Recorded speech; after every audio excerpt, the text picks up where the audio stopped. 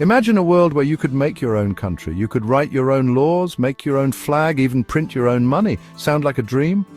For a small group of people, this dream is real.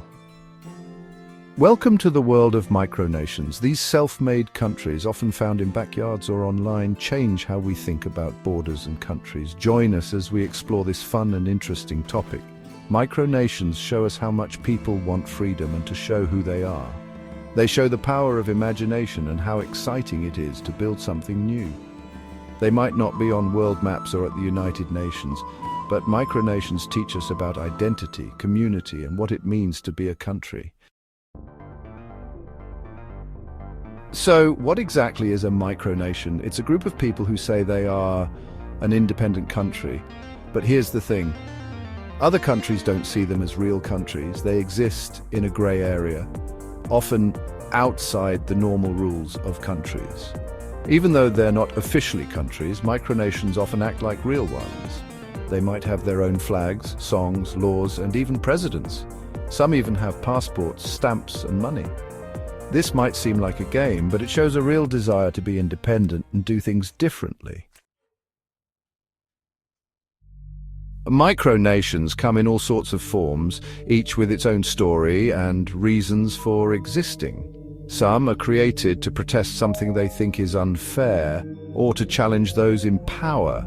Others want to try out new ways of living together, building perfect communities based on shared ideas.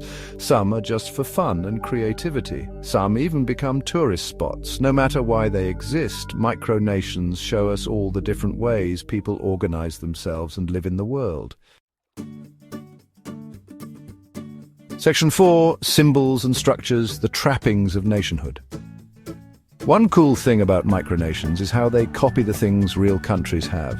Flags with special designs show their identity and hopes. Anthems written with pride make people feel like they belong. Constitutions, carefully written to show their values, explain the rules of these tiny nations. And then there's the fun of having their own money, often beautifully designed, and feeling important, even if only used within the micronation. These things, even if they seem small, show that people really need to belong and have an identity. Section 5. Micronations in the spotlight: Sealand, Molossia, Hutt River, and Takia. Some micronations have become famous, making people wonder what it means to be a country. For example, the Principality of Sealand is on an old sea fort near England. Started in 1967 by Paddy Roy Bates, Sealand has survived storms, legal battles, and even takeover attempts, still saying it's independent. Then there's the Republic of Molossia, a funny micronation in the Nevada desert started by Kevin Bohr. It's known for its silly laws, pretend army drills, and its state bird, the zebra finch. Molossia loves being different and attracts visitors from all over. The Principality of Hutt River in Western Australia was started in 1970 by Leonard Casley, who said his farm was its own country. It was kind of independent for many years, even having its own money and stamps. It rejoined Australia in 2020, but people still remember it. Finally, there's the Emirate of Takia, an online micronation claiming part of Antarctica. Started in 2010 by 3 friends, Takia shows how online micronations are growing.